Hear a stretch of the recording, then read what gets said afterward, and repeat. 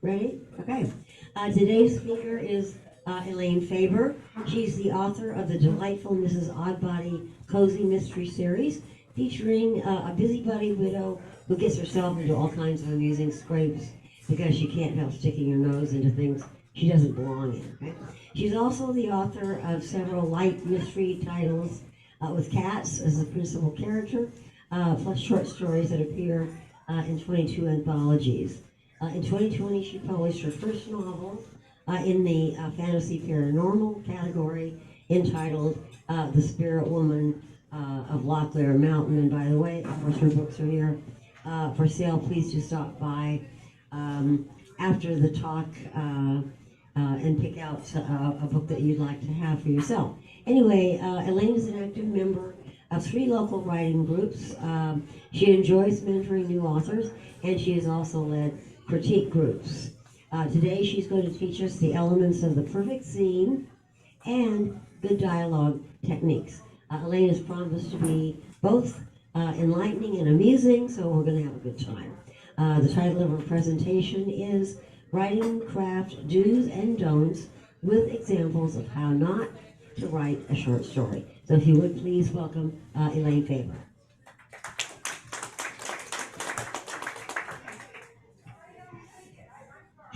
Good morning, everybody. I know that from conversation with Bernard that you guys have previously had speakers that have PowerPoint presentations and all these different kinds of high technology things. So I'm going to disappoint you today because I don't have any of that. I'm just me. So Cheryl's already explained to you that I have published 9 books. I have 2 written that aren't published. I have an anthology of short cat stories. That would be short stories, not short cats. Tall cats, short stories. So I do have my books here with me today, and I, of course, am selling them. Who doesn't? When we go out the door, you don't go out the door without your trunk full of books. But anyway, so I have given you some handouts. The one I want you to take a look at is the one that starts, Mary walked into the diner. And if you'll take a couple of minutes and look this over, you'll see what a wonderful writer I am. Did you get some? Did it get one? I didn't get any. Oh, and I think there's a couple extra there. Yeah. Okay. My, you must be thinking, what is going on with this person? She's supposed to have written 9 books, and I can't believe what I'm reading here. Well, keep reading, because you may have seen some of these things in various stories. We often find this type of dialogue and explanation. And those of us who've been around the block a few times say, oh my God, what is it? How did this person ever get this in print? Because that's what I did. Over the years, I have studied with 3 different teachers. And every time the teacher taught me something new, I wrote it down until I had a list of about 40-some things that you do or don't do in your story. So what I tried to do with Mary Walked Into the Diner was write a short story and use as many boo-boos as I could think of to write. And good, I'm hearing somebody's with me here. I should be hearing some giggles somewhere around. What's wrong? Your face looks as dark as a stormy night. I see here in the middle of the page. So what I want to do is start with the first paragraph and talk about that. Mary walked into the diner and was waving enthusiastically at John across the diner. John waved back enthusiastically. Mary scampered across the diner and sat down and set her turquoise purse that matched this turquoise clip in her long brown silken hair on the chair alongside the table. We have about 6 mistakes in that one. First of all, we don't wave enthusiastically. We try to eliminate those ly words, which sometimes are necessary, but not usually. You want to watch for the same word repeated within a sentence or a paragraph. John waved back enthusiastically. So if Mary waved enthusiastically, we don't need John to wave back enthusiastically. Now, Mary scampered across the diner. And this is a misuse of a verb. I doubt that I don't think we saw our waitress scampering in here with our breakfast, but she did. She scampered in, scampered out, and left the plate here on the table. She set her turquoise purse that matched the turquoise clip. You generally try not to use the same word again in the same paragraph, even if you're talking about something different. So turquoise, turquoise. It doesn't necessarily do that. And then we say, match the turquoise clip in her long brown silken hair. When you don't describe a person's physical attribute in a paragraph such as that, I have read, somehow you want to enlighten your reader that the lady has long hair. It might even be silken. Yes, sir. Do you mind if we ask questions while you're talking? No, go right ahead. So, there's a theory that you should always use fewer words if you can. Don't use more words than you need to. Right? Exactly. So, I'm curious, Mary walked into the diner and was waiting. Would you recommend saying Mary walked into the diner waiting? Or waved. And leave the word was out and just have her, she waved. That's later, I think we might go into that So later. you would recommend that Absolutely. kind of approach? Also, you want to eliminate those ing words if you can. That's passive writing. Anytime that, and I do this is one of my feelings, is I love putting the ing word in there. She's waving, she's walking, she's running, she's eating, she's whatever ing. And it's better to use the past tense in your sentence because that makes it more active. So you want to write active rather than passive. Okay, so let's move on. In her long brown silken hair on the chair alongside the table. Well, where else would the chair be? Would it be out in the kitchen somewhere, or would it be on the where? So you can add those words in there, and they're not necessarily wrong, but why do you need it? You want to think about what you're writing and not add words that are, I guess, superfluous. Is that the word? Superfluous? Is that the word? See, I'm not very educated. I'm just superfluous.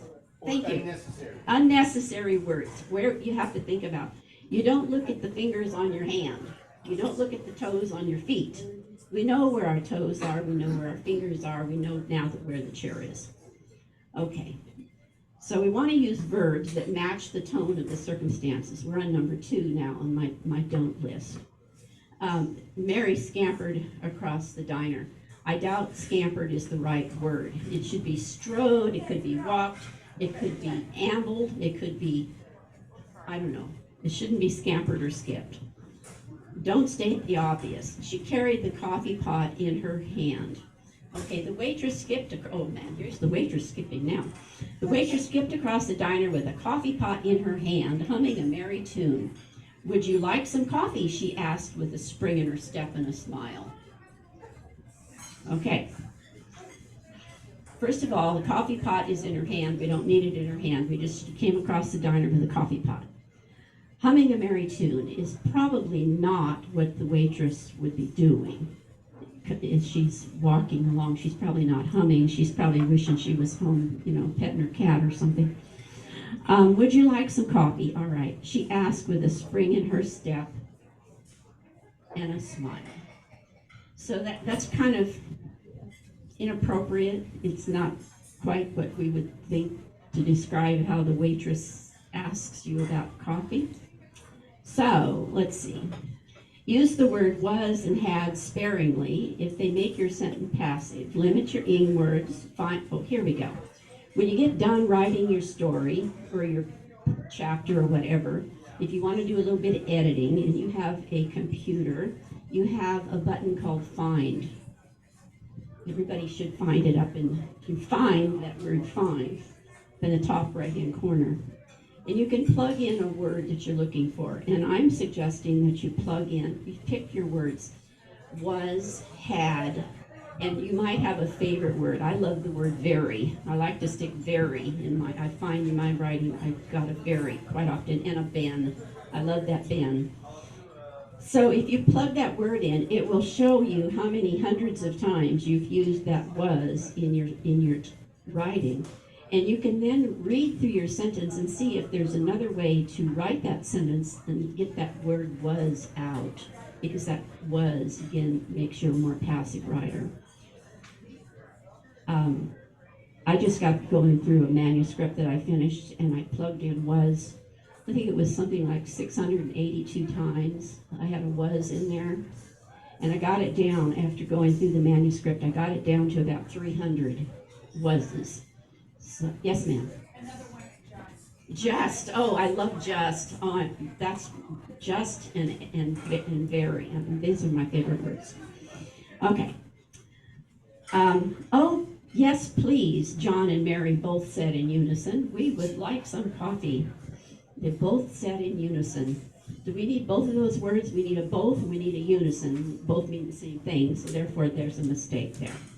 The waitress poured coffee into both of their cups and danced away, still humming a merry tune. Okay.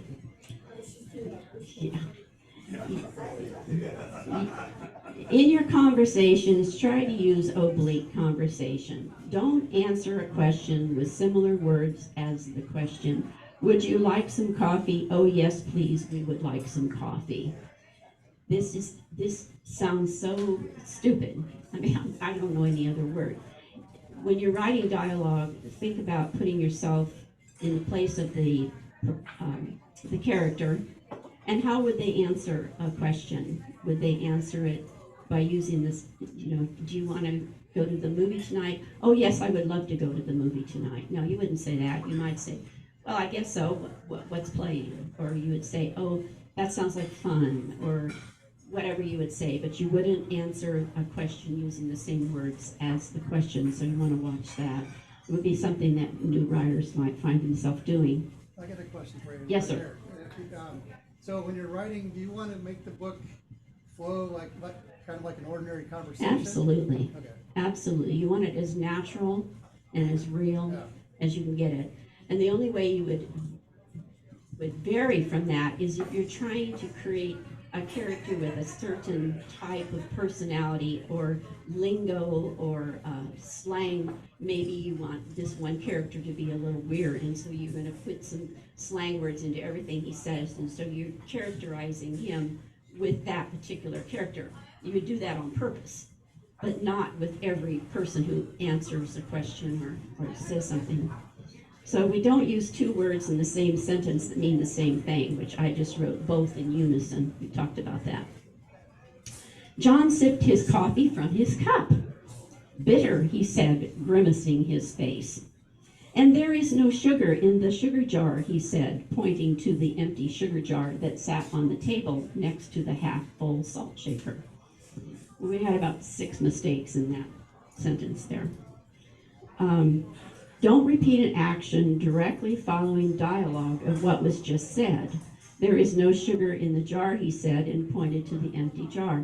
We don't need him to point to the empty jar. If he's already said there's no sugar, you don't need to follow it up with, I love your blue shirt, she said, pointing to his blue shirt. Got it? That's an easy one. Okay. No problem, Mary answered fervently. I happen to have some sugar with me. She pinched the clasp on her turquoise purse with the gold clasp that was matched by the clip in her long brown silken hair, and pulled out a sugar pack and poured it into John's cup on the table. He stirred it with a silver spoon and took a sip from it. A scowl appeared on John's face that was as dark as a stormy night. Wow. Let's see. Don't put too many facts and elements into one sentence. He pulled out a sugar packet and poured it into John's cup on the table. So, a couple of problems here.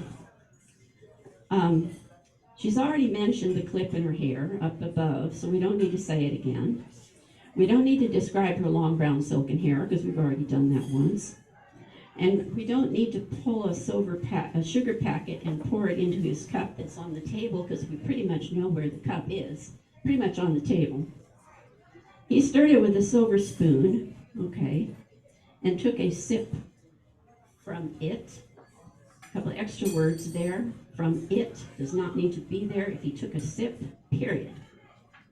A scowl appeared on John's face that was as dark as a stormy night. Okay, kind of a ridiculous comment. A scowl appeared on John's face. What does a scowl look like? Is there a way to better describe a scowl rather than to just say a scowl appeared on his face? Eliminate those unneeded words in a sentence. Stirred his cup of coffee and took a sip from it. We've talked about that. Don't use similes or metaphors that don't fit the circumstances. A scowl appeared on John's face that was dark as a stormy night. Her eyes flashed like Mount Vesuvius. Okay. Mary looked at John with a surprised look on her face and exclaimed a question. What's wrong? Your face looks as dark as a stormy night. Okay. I think you guys are with me here. You know all this. You're good writers. Yes, ma'am.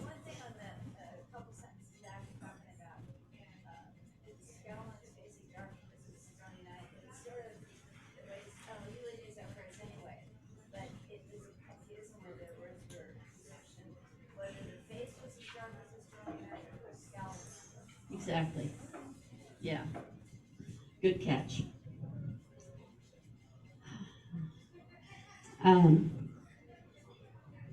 Okay. Don't repeat the same expression or description previously used in your story. What's wrong? Your face looks as dark as a stormy night.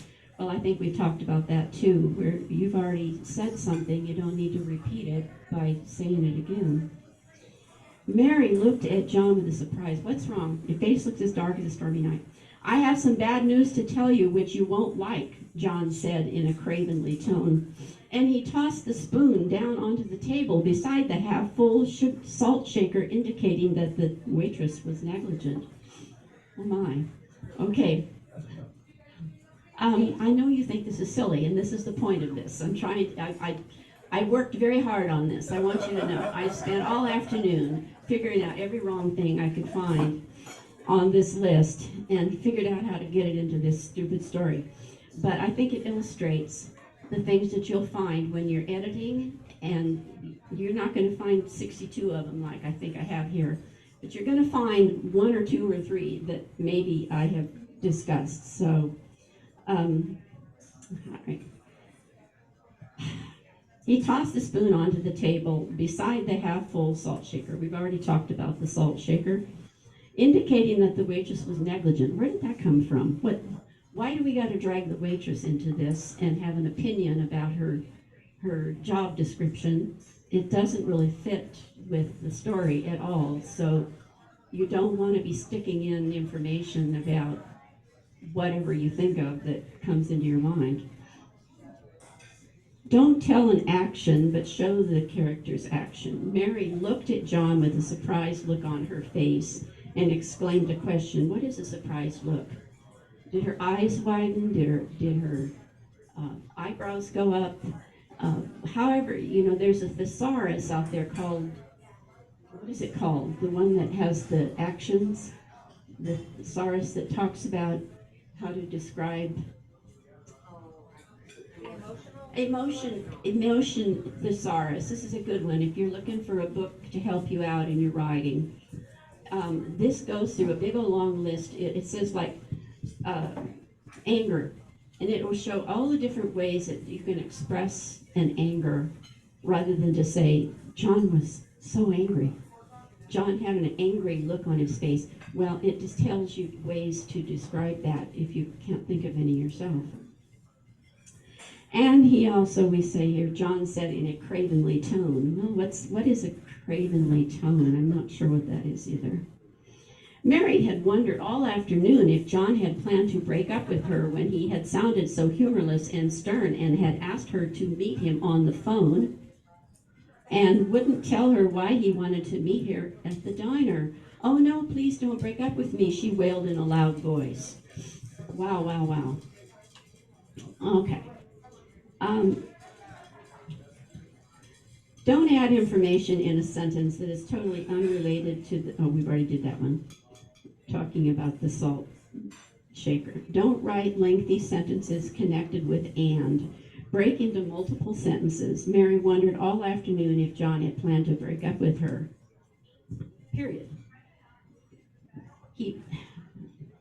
If you wanted to go on with that nonsense, you could then break your sentence up there to say, he had asked her to meet him, but look at this one, look at this right here. He had asked her to meet him on the phone and wouldn't tell her why he wanted to meet her at the diner. Was she going to meet him on the phone?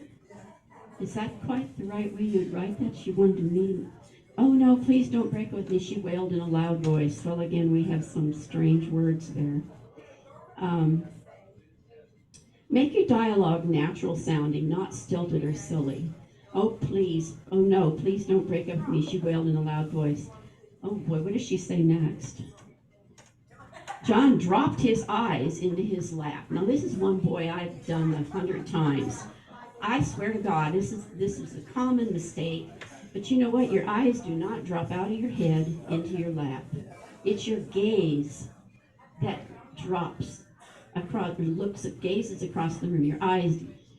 John gazed across the room, or his gaze dropped to his lap, maybe, but not his eyes, because somebody caught me on that one not too long ago in one of the things I wrote. They dropped her head to the table and cried. Really? Crash. Down her head went, fell off her shoulders. Okay. Mary dropped her head to the table. She lifted her head off the table too, and she probably used both hands to do that. John dropped his eyes into his lap. "I don't want to hurt you, Jane." Oh, what happened there? Did anybody catch that? Mary. Her name is Mary. How many times have you run across a book, you've read a book, and somehow or other the author forgot who he was talking about, and he stuck another lady's name in? So, and this is a pretty easy one to do. If you have another character named Jane that might have been in the conversation somewhere before or after. So he says, "I don't want to hurt you, Jane, but I have fallen in love with another and can no longer go on with this charade that we are lovers. We have to break up." Okay. I have fallen in love with another. We can no longer be lovers. All right. So let's get that conversation more realistic. How could we say that? Let's just keep. I'm reminded of a melodrama. "I can't pay the rent." "You must pay the rent." "I can't pay the rent." That kind of thing it's really funny if you're watching, the bewhiskered villain and the virgin old maid or whatever she is. But in our stories, we're probably not writing melodramas. We're writing something that we want people to actually read to the end of the book. And if you have this kind of stilted conversation in there, they're going to heave it across the room. Okay. Mary's head dropped to the table with a thunk. Mary closed her eyes and covered her eyes with her hands. She could see the scowl on John's face was as dark as the sky in a thunderstorm. She thought to herself, "I knew I was right after all. He is breaking up with me. This cannot happen," she thought. Okay, we've got about 6 mistakes there too. Mary's head cannot drop to the table with a thunk. If she closed her eyes and covered her eyes with her hands, she cannot see the scowl on John's face in the next sentence. We must remember to only write what the character can see, hear, or smell. If she covered her eyes, she cannot see. And that's a pretty common mistake, too, that I often make. I knew I was right after all. He is breaking up with me. Oh, first of all, she thought to herself, never, never, never, never, never, never say. She thought to herself, just blasted say it. Just, I knew I was right. He is breaking up with me. And we don't need to add the she thought at the end either. In this case, we've done both. She's thought about it first, she said it, and then she thought about it again. So we've got like 3 mistakes all in one sentence. She lifted her head off the table, and again I said, with one hand or 2 hands, did she lift her head off the table? Oh, don't worry about it, John. Her eyes flashed like Mount Vesuvius. You cannot break up with me. I just poisoned your coffee. You will soon be dead as a doornail, because no one breaks up with me and lives to tell about it. She picked up her turquoise purse that matched the clip in her long brown silken hair and skipped out of the restaurant with a horrid grin. Okay, oh my goodness. How many mistakes here? I'm gonna get you guys into this. How many mistakes can you find in that sentence? First of all, give me one. You, Mr. Pink Shirt, give me one. Well, again, she lifted her head off the table. One, okay. Kevin, Devin, Mark, what's his name? Kevin, like Kevin, see, you didn't hear me. Kevin, what's the next mistake? flashing like Mount Vesuvius. Absolutely. Okay. How about you? Do you see one? Mark, is it Mark? Well, you didn't need to repeat, dark as a sky in a thunderstorm again. Yeah, or even describe it as dark as the sky in the thunderstorm, which is a bit dramatic for the situation. How about you, Susan? Sorry, I was. Okay. Anybody else? Yes, she repeats again about her turquoise clip in her. Oh my goodness! How about this? You will be soon be dead as a doornail. Yeah, dead as a doornail. Doornails aren't dead. They're not only not dead, but isn't that a real slang? And I think the rule is to keep that slang out of your writing, unless, again, we were talking about the character who you want to have a characterization that he always uses. I read a book some years ago by a lady that I had met online, and I don't think she's famous at all, but she wrote this lovely little young adult story, and one of her characters was so funny because every time he opened his mouth, he had some smart aleck thing to answer, and it somehow applied to what was going on in the conversation. But the way he said it was like adding a slang expression to it. It was so funny, but it was just definitely wonderfully being used to show this character as that type of character. But in a story like this, these slang expressions just don't work. There's one more. Yes. It's very subtle, but it stands out like a big. Yes, done for me. the very last one. No. No. I just poisoned your coffee. Yes, How did she do that? with the sugar. She gave him the sugar pack. Earlier, Well, why did she give him the poisoned sugar before he woke up? because she suspected he was going to break up with her. Isn't that what we said? Is that? That's being prepared, Bernard. Yeah. She says, And just in case he's madly in love, she's got the antidote? Yeah. all right. She can spill the With you coffee, on that right? one, As yeah. he's drinking. All right, the very last one. Look at the last line, starting with clip in her long brown hair, and skipped out of the restaurant with a horrid grin. Yeah, I wanted to capture this horrid grin one. Yes. Because one of the things I like is to put two things that are very opposite together. You know, horrid And grin. And I got taught in a relatively painful, embarrassing way that that's not the way to do it. Oh, really? Yeah, because you're really sending mixed signals, right? It wasn't achieving the goal I was trying to achieve. I was Yeah. trying to exacerbate the grin with the horrid, and all it does is undermine. And there's a better way to say it. Well, there's also a better way to say this, because the way it's written, it sounds like the restaurant had the horrid grin, not the lady, because you stuck it at the end rather than in where it belonged. Okay. One more. Yes. Yes. One thing I did is Dornell is right out of Christmas Carol. Another good one, I think it's but I figured out how to make it work. It kind of cut off the end of the story to get a good twist. Her head, I think it was like her head dropped to the table with the thumb. John noticed something, a thin trail of red.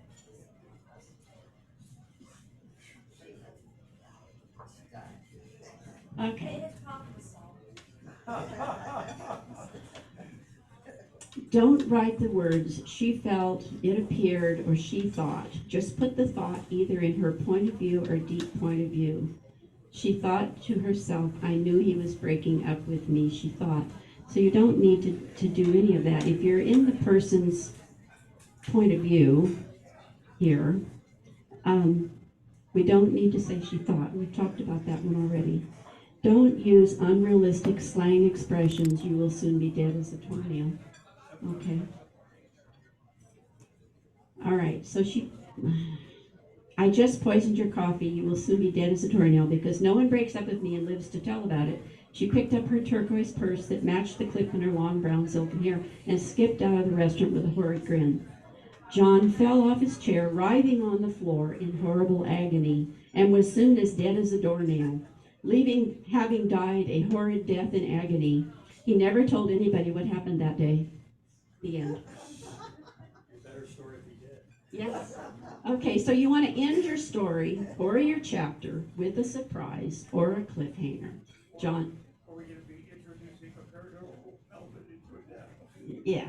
John fell off his chair, was dead as a doornail. He never told anybody the end. So, pardon? I'm the writer. I'm the one. Yeah. Anyway, so does anybody have any questions about any of these that you want to discuss or ask questions about any of these elements? First of all, I want a show of hands. How many of you have ever found yourself making any one of these mistakes? Oh, goody. Oh, goody. Somebody did hear something new today. All right. If we have a few more minutes, if you still want to listen to me longer, that's up to you. Yes? So I don't understand passive. I write passively quite often. It feels real comfortable to me. So I don't understand what's the problem with passive writing, like things and was and yeah. You know, I don't make the rules, and I've also found that they change all the time. And if you read anything of these famous writers that are rich as God, you'll find a lot of things that you've been told, don't do this, don't do that, and yet they're doing it. But I guess when you get to be that rich and famous, you can do anything you want. If you were trying to write for a traditional publisher, these are the things that are important. If you're writing for self-publishing, you can do whatever you want, but you also want to write in a way that pleases your reader. You don't want to confuse your reader. The thing that I did early on, I thought I was right, having read many, many short stories and many fiction stories, was changing the point of view from one paragraph to the next. And you're in one person's head here, and you changed point of view in the next paragraph. I always thought that was fine, but I've seen it everywhere. And then I've been taught, you have to have the same point of view through every chapter, or at least every scene. I change within a scene, often in my books. But I have read more recent books by famous authors where they're only changing within the paragraph. So I don't know which is right, and I guess whatever you're comfortable with doing, it's your book, you're in the driver's seat, you can do it like you want. But anyway, let's talk really briefly about the perfect scene, and that's this. I have a question. Yes. Similar to Bonnie's, adverbs, ally words, I understand that. It's a simplification, and the ideal way to go about it is replace that with a few words which describe. Right. Passive voice, I don't have a good definition of passive voice, and an example say, don't use ings. Okay, but good. I think a passive voice is if you're describing that it's happening, and if you're writing, you should write that it has happened. Yes. That would be the difference between the ing and the ed. I think the passive voice is misleading to me because maybe it should be present tense and not passive. Maybe. You're getting over my head. I'm not an Well, educated what the person. hell do you want? Passive voice leaves out the actor.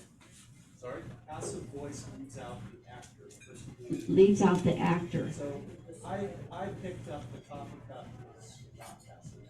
The coffee cup was picked up. And it was moving, it's more of a, it's a little bit passive, it's not really a passive voice.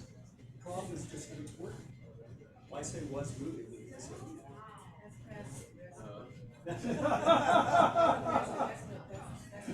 Okay, now if you guys want to be interactive here now and have your pencil or your pen, if you want to do something with me here, you want to get busy, you can either listen or you can actually. I only have this one.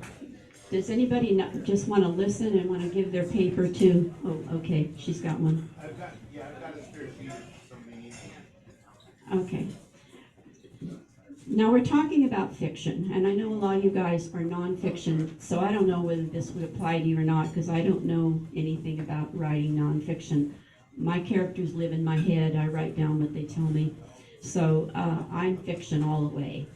And in my world, we're going to write a scene, the perfect fiction scene. So first I want you to if you have a series that you already write, or a character that you know in your head, you're going to work with that person, that character, whether it's a dog or whether it's a human or a spaceman or a robot, doesn't matter.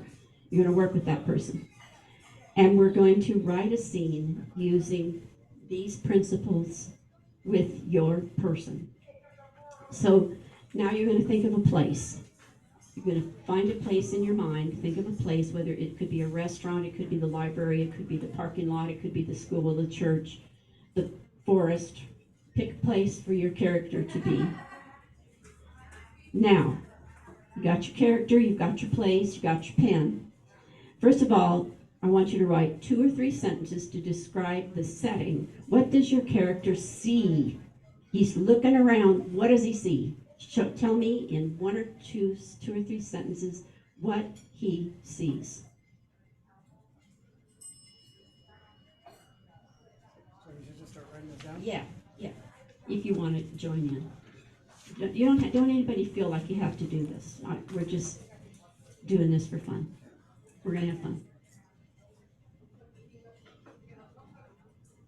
Okay, what does he see? Let's talk about that. If he's in a restaurant, maybe he sees the cook behind the counter. He may see the waitress. He may see the milkshake machine whirling around and spilling milk out the top.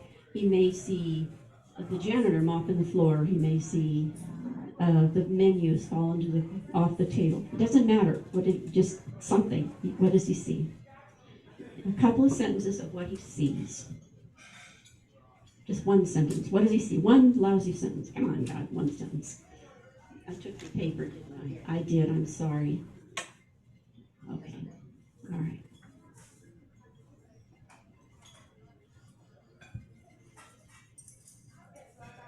Yes. You want me to read one? Yes. Go ahead and read us one. Mary could see only the parachute the person crammed into the plane in front of her. Very good. Very good. So what she saw. That's just what she saw. Nothing else. Just what she sees.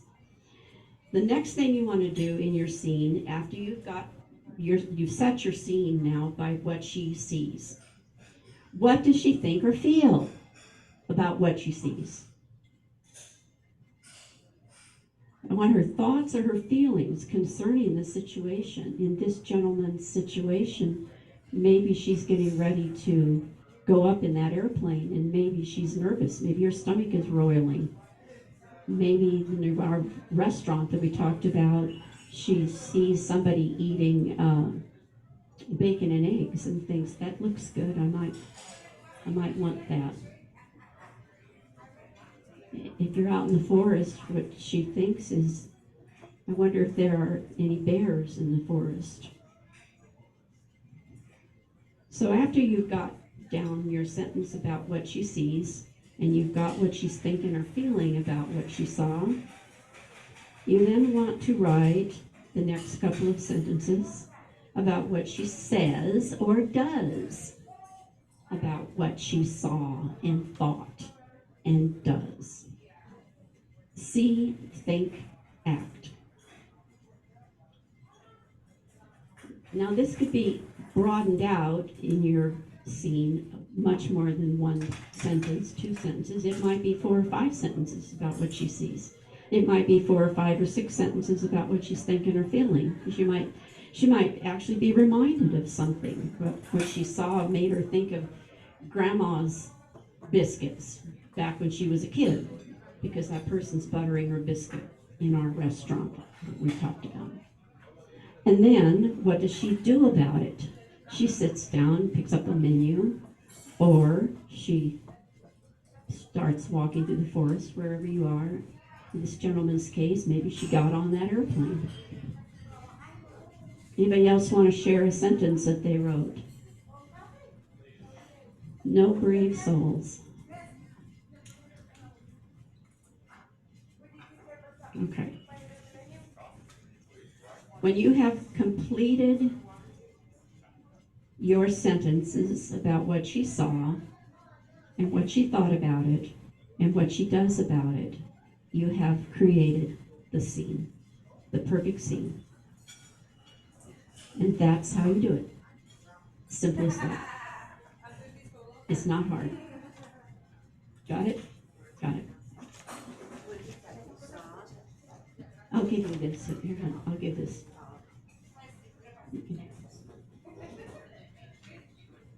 All right, you guys have any questions about anything you want to say, anything you want to share? Anybody going to share with us what they wrote?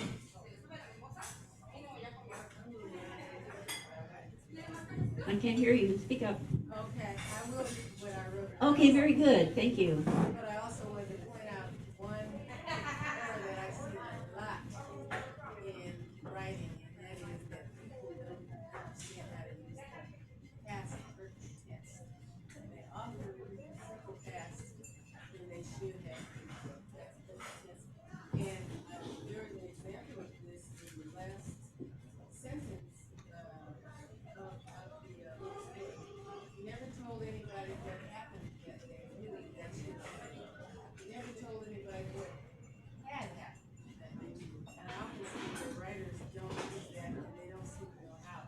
Lots of writers, I see that. Except in this case, he was dead as a doornail, so he couldn't have told anybody about it if he's already dead. That was my point. No, he couldn't have, but I'm Yeah. saying the sentence itself, it didn't use the past perfect tense.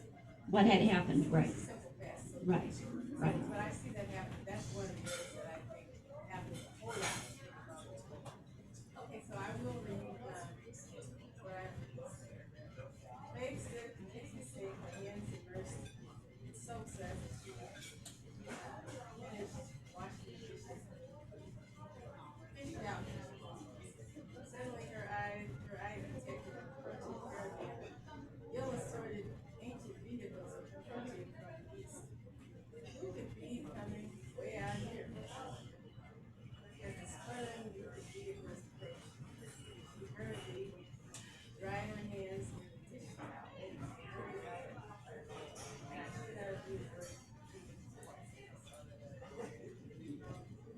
Thank you. Thank you. What happened to that lady that saw the parachute? You want to tell us? Oh, what happened to her? Yeah, what happened? All right, so Mary could see only the parachute of the person crammed into the plane. The cramped cabin of the plane closed in on her. She shuddered as violently as the shudder. Her stomach rose into her throat. I'm not jumping, Mary said. The hell you're not. Very good. Very good. See how easy this is? It's really pretty simple if you break it down into those 3 types of categories. Okay, that's all I have got. So unless anybody else has a question or anything you want to talk about, oh, I know what I can talk about. I'm talking about my books. Can I tell you about my stories? Okay.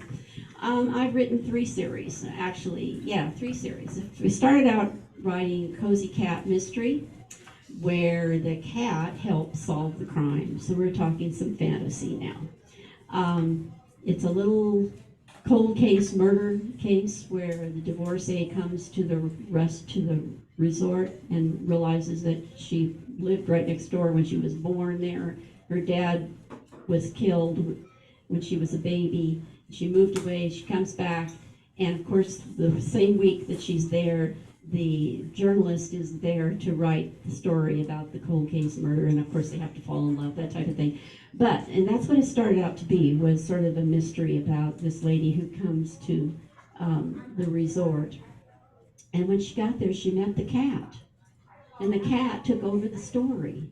And pretty soon the cat was the main character because, you know, cats, they say, have instinct, this type of thing. They can lick their chin, you know, and then wash their face. Well, that's not instinct, that's memories. Cats have memories of everything that their ancestors ever saw or did. And certain things will bring up these memories, and then they know stuff, and then they can help solve crimes. So, this cat has a memory of his great-grandfather having witnessed this murder, and having realized that Kimberly needs to solve the murder, he has to help her. So the cat becomes a point-of-view character in the story. And this developed into, we now have 4 stories, and I'm working on the 5th book. So that's my Black Cat Mysteries. So it's a pretty cute cat, little black and white tuxedo cat, long fur. And he has quite a sense of humor, and he also doesn't have a very high opinion of humans, because humans are inferior beings to cats. So anyway, that's that one. Another series that I have is the Mrs. Oddbody series, and this is set in World War II. This elderly sleuth believes there's Nazi spies and conspiracies everywhere, and she has to bring them all to justice. So this got started when my daughter and her friend had some connection to a TV station, and they got it in their head that they should create a situation they could sell this line of plots to a series, and they'd get paid for the idea, the concept. I guess that happens. So my daughter came to me and she says, "Mom, we need a story about this crazy old lady who gets in trouble all the time and sees everything wrong, and she's really funny, and write us a story about, tell us about that." So I sat down to write a short story about this lady, and sure enough, I got the first chapter written, and I took it to my daughter, and she says, "Mom, no, you don't understand. I need the whole series. I need the whole year series, not just one story." Okay, then I had to write the whole book, because, you know, you can't just stop with one chapter. So by the time I wrote the one book, I had to write the second book. Then I had to write the third book and the fourth book. And I just finished the 5th book. It isn't published yet, but I have 4. So in this series, Mrs. Oddbody lives in a small town in Northern California in 1942, right after Pearl Harbor. And she lives with her granddaughter, and she does the can drive, the paper drive, knits for the troops. She bakes the cookies for the troops. She does, you know, all the things that you folks did back then. We get all that into the story.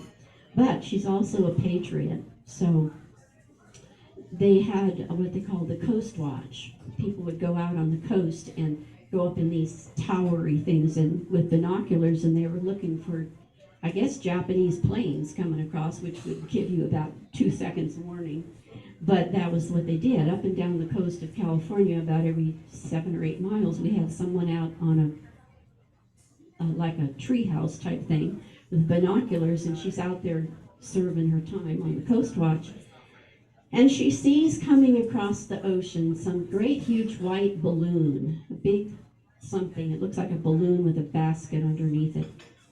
And as it comes closer, she radios into the military base that what she sees, and they say, "Well, you better get out of there if it's coming straight at you. That's Japanese air balloon bombs are tied underneath this basket, and when it crashes, it's going to light a fire, and if it's going to hit your stanchion there, you know, it's going to burn up.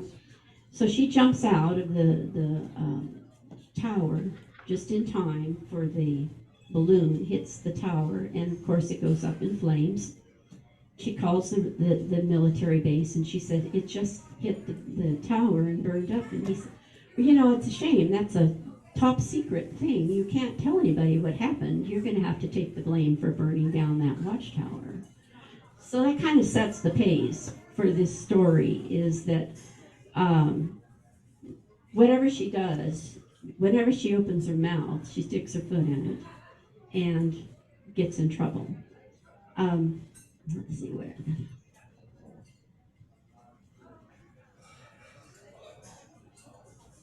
Of course, we all know that we had the ration books that people had to be purchase their food with a coupon, because most of the food was going to the troops. So she gets an idea that the government is sending out these ration books. What about to the houses where nobody lives anymore? If a ration book went to that house, it would just be in the mailbox. Somebody could be going around stealing those ration books and selling them on the black market. So she's determined she's going to bring these people to justice, these thieves.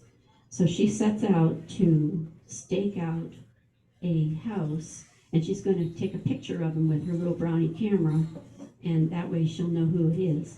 So that's one of her first adventures that she gets into, is what happens with that.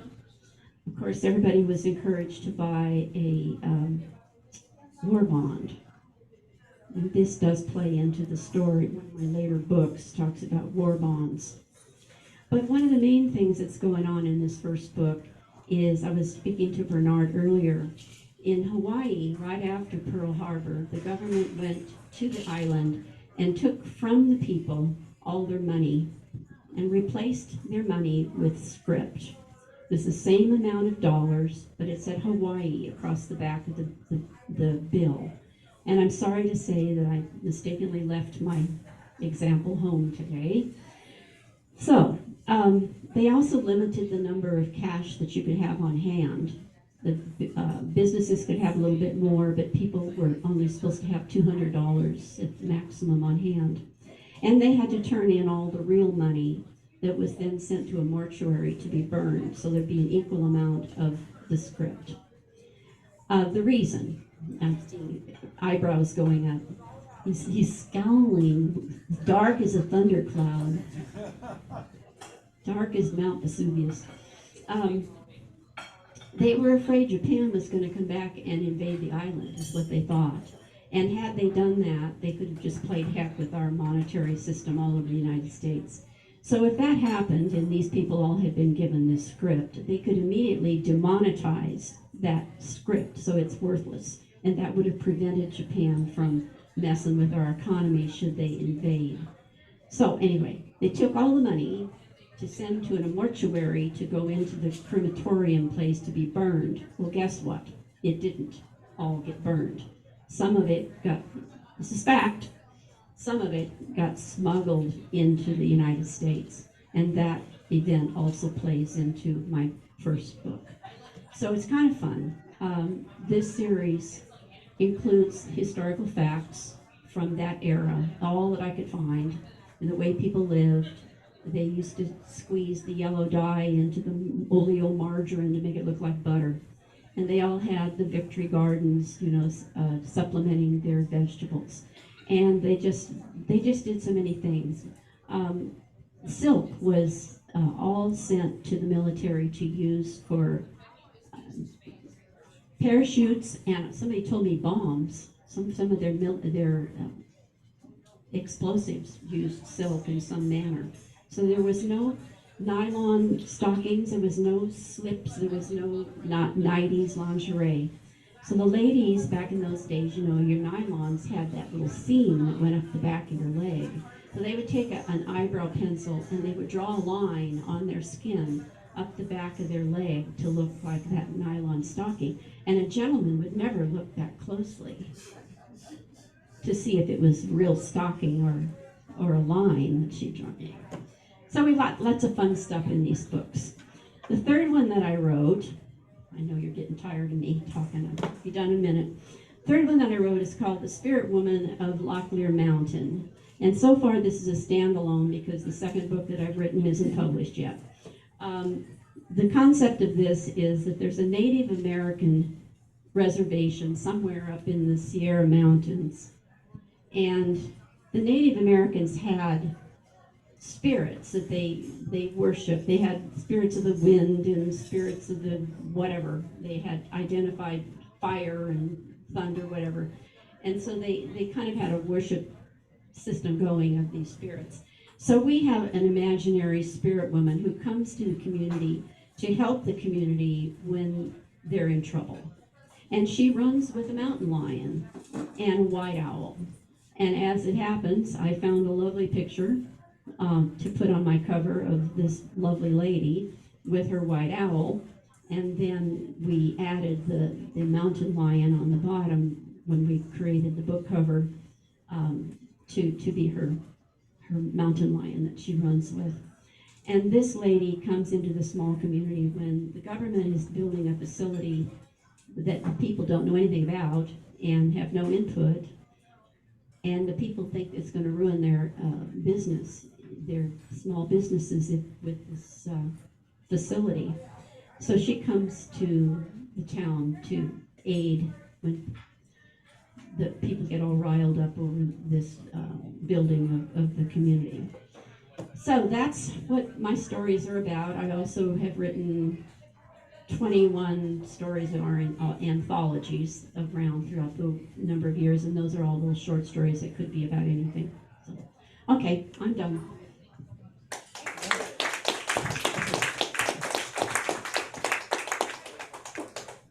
I'd just like to add, because Elaine mentioned the emotion thesaurus, so I thought, well, I've got to check this out. So I had a quick Google, and there is a book called The Emotion Thesaurus, subtitles, A Writer's Guide to Character Expression. It's available on all your online sources, and there's also online tools that you can use. So I'm just checking out. So.